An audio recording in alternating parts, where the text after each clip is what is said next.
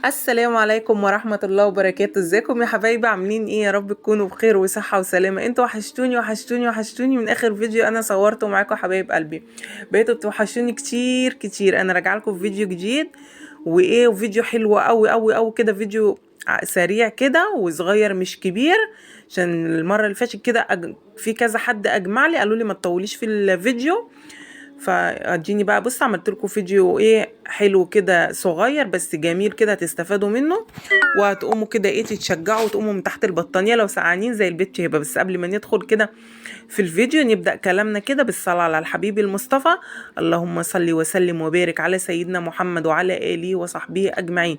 يلا يا حبايب قلبي كلنا نصلي على الحبيب المصطفى ونستغفر الله كتير كتير كتير. وحابه اشكر الناس الجديده اللي دخلت لي القناه، متشكره لكم جدا جدا جدا. نورتوني وكترتوني وشرفتوني، ووجودكم اسعدني في القناه. ربنا يخليكم ليا يا رب، وما تحرمش منكم ولا من تعليقاتكم ولا من كلامكم ولا من وجودكم في حياتي، عشان انتوا احسن ناس في حياتي واحسن حد. وعوض ربنا ليا انتوا، ربنا بيطبطب عليا بيكم انتوا وبكلامكم وبوجودكم في حياتي. ربنا يخليكم ليا يا رب وما تحرمش منكم. اما حبايب قلبي بقى اللي معايا في القناه، اخواتي وصحابي وحبايبي، ربنا يخليكم ليا يا رب وما تحرمش منكم ولا من اي حاجه انتوا بتكتبوها لي. ربنا يجازيكم فيها خير ويكبر بخاطركم كده زي ما بتكبروا بخاطري وبتفرحوني بكلامكم وبتعليقاتكم وبكل حاجه انتوا بتقولوها لي. ربنا يكبر بخاطركم يا رب ويفرحكم كده زي ما بتفرحوني فرحه كبيره كده تدمع فيها عينيكم. انا النهارده هنا يا حبايب قلبي بصوا، بدأتش معاكم بالمطبخ بقى. دخلت المطبخ بقى عمال نعمل غدا مع بعضينا. نعمل غدا ايه بقى؟ نعمل النهارده اكلة سمك حلوة قوي. حيرانة قايمة حيرانة اعمل اكل ايه، اعمل غدا ايه، مش عارفة بقى حيرانة. راح جوزي قال لي انا جبت لك سمك. جاب لي بقى سمك. جاب لي بصوا، جاب لي مكرونة اللي انا غسلتها معاكم دي، مكرونة وبربورمة او بربورمة قلتها صح كده، ومكرونة ودوت بولتي. يعني ايه جاب لي ايه؟ هو كلمني يعني في التليفون، قلت له انا عايزه غدا بس على قد غدا بس، مش عايزه يفيد ولا لتاني يوم ولا حاجه، لاني انا ما عنديش حد بيتعشى. بس والله كلنا وفاض. فضلت حطاه كده، يعني حطيته في صينيه نضيفه وغطيته بستريتش راب كده، وحطيته في في الفرن.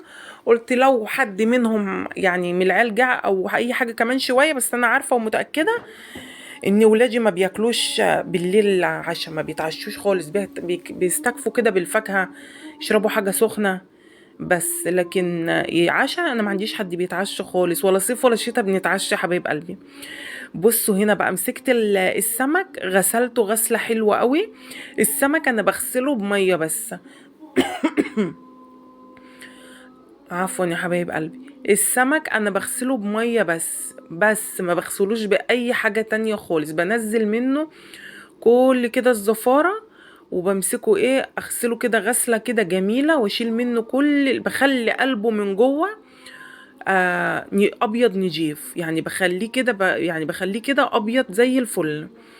ما السمك يعني السمك كلنا عارفين ان السمك بطبيعته لحمه ابيض ولحمه ناعم، ما بيتحملش. يعني مش هيستحمل ان انا بقى انقعه في منقوع ولا اعمل له منقوع. لا انا عن نفسي بحب اعمله اغسله بميه بس. بصوا بغسله وبخليه زي الفل، وبعمل الخلطه بتاعته بقى التتبيله بتاعته. التومه اللي احنا عارفينها كلنا، التومه وملح وكمون وحبه قرفه وحبه بهارات سمك لو عندي. يعني النهارده كان اخر حبه حطيتهم، ما عنديش تاني بهارات سمك خلصت. هطلع بقى من اللي انا جايبها لرمضان. بصوا همسك بقى ايه، مسكته غسلته غسله حلوه قوي، نزلت منه كل الزفاره وكل اللي فيه كده، وغسلته كده غسله حلوه قوي. واعمل التتبيله بتاعته بقى زي ما بقول لكم كده، ملح وكمون وقرفه وبهارات سمك وحبه شطه. بس التتبيله بتاعت السمك اللي كلنا عارفينها العاديه خالص.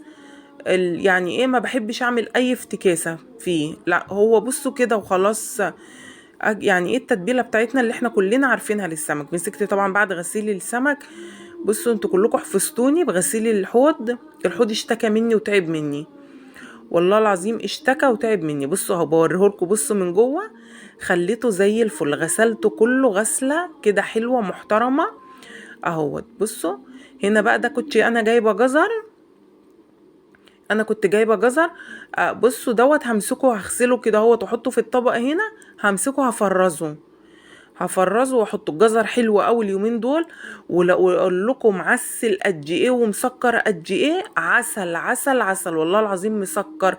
يلا انزلوا هاتوا جزر وكلكم فرزوا جزر، هينفعكم للبسله وهينفعكم كده لو هتبشروه للسلطه وللشاورما والعصاج اللحمه. ساعات بحط له ما بيكون مسكر كده، بحب احط له يعني بحب احط العصاج اللحمه جزر مبشور اما بيكون مسكر كده زي ده كده. فانا هفرزه هينفعني في حاجات كتيره او في الفريزر. هنا بقى مسكت السمك خللته اهو، بصوا بالتتبيله اللي بقول لكم عليها اهو. خللت البولتي، بص البولتي كان عسل، السمك كله كان عسل، كان عسل عسل عسل والله العظيم حلو قوي كان مسكر. بصوا همسك بقى ايه اخلي البربورمه والمكرونه والمرجان. هو جاب لي دول 3 انواع وجاب البولتي 4 انواع. بصوا حلو كان مسكر قوي بصراحه وكان جميل جميل جميل. الف هنا وشفا لكل اللي كل، والف هنا وشفا لكل اللي شاف. حلو اليومين دول قوي السمك وخفيف، بقالي فتره كبيره ما جبتهوش عشان كل يوم والتاني البرد عندنا ومش عايز يخرج مننا. رحت قلت لا خلاص بقى ايه، العيال طلبوه قالوا لي يا ماما لا عايزين ناكله كده كده، البرد ماسك فينا مش عايز يسيبنا، فهاتلنا سمك واحنا نعمل ونحط ليمون.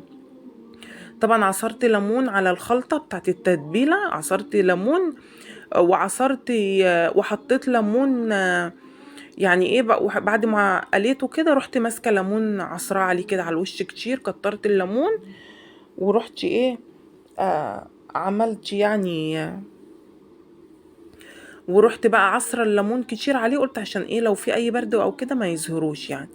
بصوا بقى كل اي حاجة تطلع انا بصبنها كده ايه اول باول، عشان الدنيا طول ما قدام حواليا رايقة انا بعرف اعمل اكل. لكن ما بكون الدنيا حواليا متكركبة وفي برجلة وكده، لا ما ببقى واقفة مش مظبوطة وبحس ان انا لا في حاجة غلط فيا، فلا بظبط بقى. بصوا هنا بقى حطيت الطاسة اهي، هسخن الزيت وامسكه كده ايه ادبله.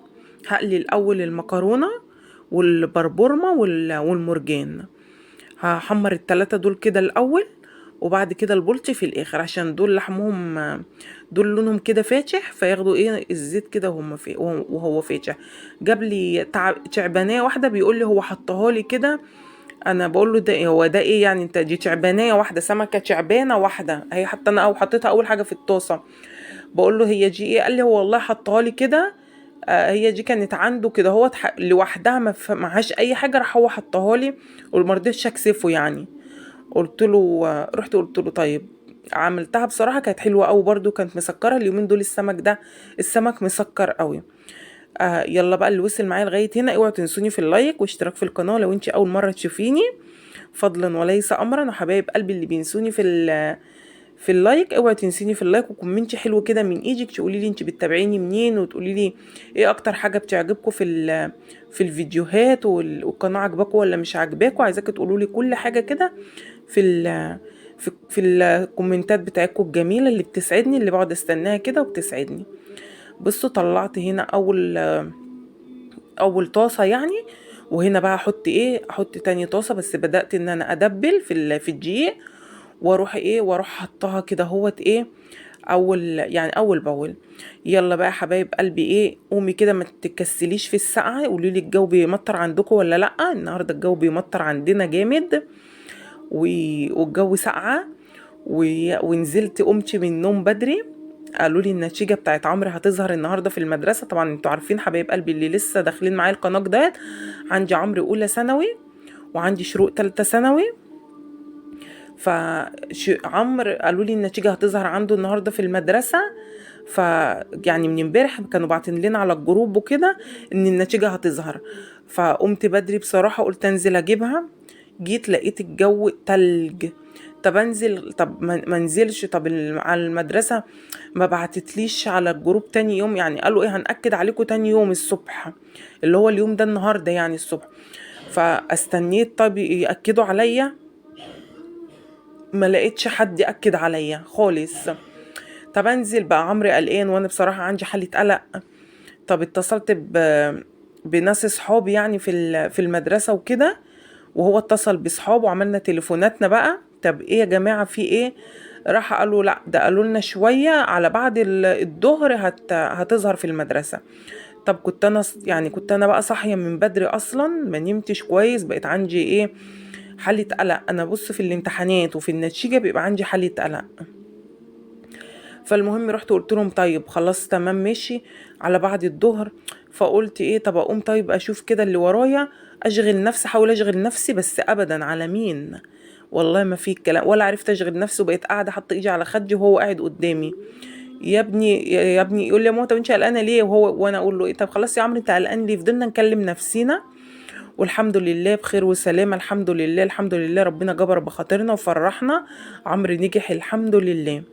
لقيت بقى المدرسة بعتتها لي لقيت المدرسة بعتتها لي على الواتس، يعني الحمد لله الحمد لله ولك الحمد، نجح الحمد لله الحمد لله. عقبال آخر السنة، عقبال ولادكم كلكم حبايب قلبي، وعقبال كل يعني كل العيال كده ربنا يكبر بخاطرهم، كل الطلبة ربنا يكبر بخاطرهم، جبرا يستعجب له أهل السماء والأرض، وعقبال الثانوية العامة ما ربنا يطمنا عليهم يا رب، ويكبر بخاطرنا ويفرحنا كده فرحة بيهم ايه، فرحة كبيرة. يلا يا حبايب قلبي الفيديو طلع يجري. بصوا عملت معاكم حبة رز اصفر عسل عسل عسل، وحياة ربنا كان حبة الرز دول يودوا في داهية. تحفة تحفة من الجمال، مش عشان انا اللي عاملاه بس، والله العظيم ابدا كان الاكل كله مسكر وحلو.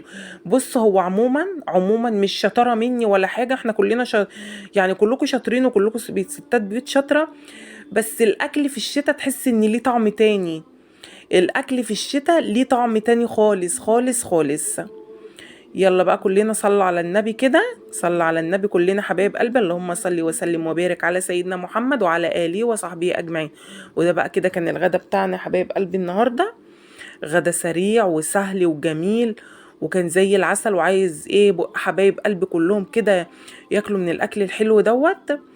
وبصوا دخلت بقى على بعد ما اتغدينا، جوزي جه بقى وكده واتغدينا كلنا، ورحت قلت لا خلاص بقى، رحت ماسكه قايمه بقى ماسكه على المواعين بعد السمك وزفرت السمك. انا بصوا لازم المطبخ اصبن فيه وامسح في كل حاجه، ما بقى ماشي مع اني والله العظيم وانا بصبي وانا بحمر السمك وانا بعمل الرز وانا بغسل السمك وكده، وديكوا شفتوا معايا وانا بغسل السمك. بعد ما اغسل السمك اصبن الحوض، بعد ما اغسل دوت اصبن برضو الحوض. البوتاجاز بحاول ان انا اوطي عشان الطرطشه، عشان انا بصوا كريه الطرطشه. فبفضل بقى ان انا كده ايه ابقى واحده واحده كده هوت. بس برضو لابد ان انا يعني اصبن بعد ما اخلص السمك، واصبن يعني واصبن المطبخ كله والبوتاجاز والدنيا كلها تتصبن كده، واخليها كده زي الفل. انا عندي هنا في المطبخ 2 شفاط فوق الشبابيك، الشفاط العادية مش اللي فوق البوتاجاز، بس مركبة شفاطين، لان هنا مساحة المطبخ اصلا كبيرة. المطبخ ده اصلا كان اوضة، مش يعني كان اوضة مش مطبخ. فانا مسكت الاوضه، عملتها مطبخ. كان في حبيبه قلبي بتقول لي انت مطبخك ده ليه ما بتعملهوش كله كده لافف وتعمليه كله بالرخام؟ بصي حبيبه قلبي، لو انا فضلت قاعده مقيمه في الشقه دي تاكدي هعمله، اوعدك يعني وعد كده. انا عن نفسي اعمله، والله نفسي بجد اعمله، بس انا خايفه اعمله واكلفه في الاخر ما افضلش قاعده في الشقه. زي انا ما قلت لكم في الفيديو اللي فات، انا ممكن اسيبها في اي لحظه. هي شقتي مش مأجراها، هي شقتي وكل حاجه، بس برضو مش مضمون ان انا اقعد فيها لان جوزي عايز يمشي منها. واخدين بالكم معايا؟ فانا بوعدك يا حبيبه قلبي لو فضلتي مقيمه فيها وقاعده فيها، انا همشي، انا هعمله كله وهقلبه قلبه تانية، وحتى السيراميك هكسره، بس انا لو فضلت قاعده فيها. فانا دلوقتي لسه برضو مش عارفه انا هفضل مقيمه فيها ولا هسيبها في اي وقت. انا مهدده لسه مش عارفه. بص مسكت صبنت المواعين كلها وخليته كده، وخليت الحوض كده زي الفل. بصوا بعد تصبين المواعين بصبن الحوض، عشان كده الحوض بتاعي تلاقيه نضيف وبيلمع والله العظيم، يعني بيلمع على طول ومش متجرح ولا اي حاجه، جديد جديد خالص، كاني مع اني مركباه بقالي سنين الحوض ده، مركباه بقالي سنين، بس تشوفيه تقولي ده جديد. دخلت بقى على البوتاجاز وطرطشت السمك، كانت السمك برضو والله العظيم موطيه برضو وانا بحمر السمك وكل حاجه، بس كان في برضو طرطشه. مسكت الحوامل صبنتها كده وهي موجوده مكانها، ورحت ايه مسكت البوتاجاز بقى صبنته تصبينه محترمه. اللي وصل معايا لغايه هنا اوعوا تنسوني في لايك واشتراك لو انت اول مره تشوفيني. حبايب قلبي اللي بيتفرجوا بيتابعوني وبيتفرجوا عليا ويتابعوني، يا ريت كده مش مشتركين ليه، عايزاكم تشتركوا، يا ريت تنوروني كده وتشتركوا لي. في واحده متابعه كده، انا مش عارفه دي متابعه لا دي مش متابعه، وانا اساسا مش عايزاها دي في قناتي. كل فيديو تدخل تصويرك يعني زي الزفت، تصويرك زي الزفت. طب انت ايه اللي غصبك تتفرجي عليا؟ كل فيديو تدخل تكتب لي تصويرك زي الزفت. طب انت ايه اللي مدخلك تتفرجي عليا اصلا او تتابعي الفيديوهات بتاعتي؟ ادام كل مره كل فيديو انا بنزله تدخلي تكتبي تصوير زي الزفت، ادام زي الزفت خروجي غرف داهيه بعيد عني، ما تتفرجيش على الفيديو بتاعي. ايه اللي بيخليكي تتفرجي؟ ده انا كل فيديو انزله تقول تصوير زي الزفت.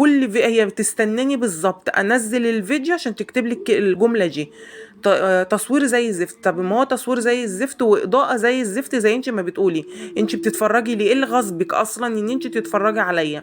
ايه اللي غصبك ان انت تدخلي وتكتبي لي اصلا تعليق زي دوت، او ان انت تدخلي القناه؟ ما تخرجي يا ستي غرف ده يبعد عني، ما تتفرجيش عليا ولا تتابعيني. ايه وجع القلب؟ والناس والله العظيم ناس تحرق الدم، والله العظيم بجد ناس تحرق الدم. انا حاجة مش عجباني، ايه اللي يخليني اتفرج عليها او ايه اللي يخليني ادخل فيها؟ ليه؟ طيب مش عارفة حرقة الدم بتاعت الناس ديت ليه، انا مش عارفة. الله يسامحك يا شيخة، والله العظيم الله يسامحك، مش هقولك اكتر من كده. اسفة يا حبايب قلبي، بس بجد بجد والله العظيم حطوا نفسكم مكاني. كل ما تدخل كل ما انزل فيديو تدخل تقولي تصوير واضاءة زي الزفت. طب فين الاضاءة؟ اشمعنى ديت بس اللي بتقولي الاضاءة؟ اشمعنى دي بس اللي تقولي الاضاءة والتصوير زي؟ اشمعنى انت يعني؟ محدش اشتكالي. عارف لو حد مثلا اي حد تاني من حبايب قلبي اللي معايا في القناة يقول لي مثلا الاضاءة مش حلوة او هقول ماشي، لا ماشي مثلا معاها حق، لكن اشمعنى هي يعني؟ انا مش عارفة فين الاضاءة. ده انا مثلا ده انا ما شاء الله يعني النور عندي في الشقة كبير يعني كتير، في كل حتة حاطة نور، وزائد كمان الرينج لايت انا منوراه، يعني الرينج لايت وانا بصور انا منوراه. فين بقى الاضاءة حضرتك؟ الله يسامحك يا شيخة، خلونا في الفيديو بتاعنا، مش عايزين نخرج بره الفيديو بتاعنا. بصوا حبايب قلبي، هنا بصوا بقى مسكت كل حاجة مسحتها وصبنتها، والبوتاجاز بتاعي القمر اهوت خليته زي الفل. مسكت المطبخ بقى مسحته، حطيت له حبة كلور وحبة ديتول، ورحت بقى ماسكاه كده ايه مسحاه مسحة محترمة. خليته كده، خليت السيراميك بيزغرط، والله العظيم خليت السيراميك والمطبخ كله كده بيلمع وبيزغرط، وريحتي النظافة بقت زي الفل. وعملت كمان لولادي حمص شام، فان شاء الله بقى ايه يبقى ينزل لكم الفيديو التاني اللي ورا دوت على طول، عشان انا علقت على حمص الشام بعد ما خلصت المطبخ ايه كده كله. قلت ايه اكله شتويه كده تسخن العيال شويه وتدفيهم في الشتاء اللي احنا فيها ديت، وايه وحاجه كده ايه سهله وسريعه يعني ومش مكلفه خالص. بصوا خليت السيراميك بيلمع، حطيت له كلور وديتول كده اهوت، حبه صابون، خليته فل. ما تبخليش عليا بقى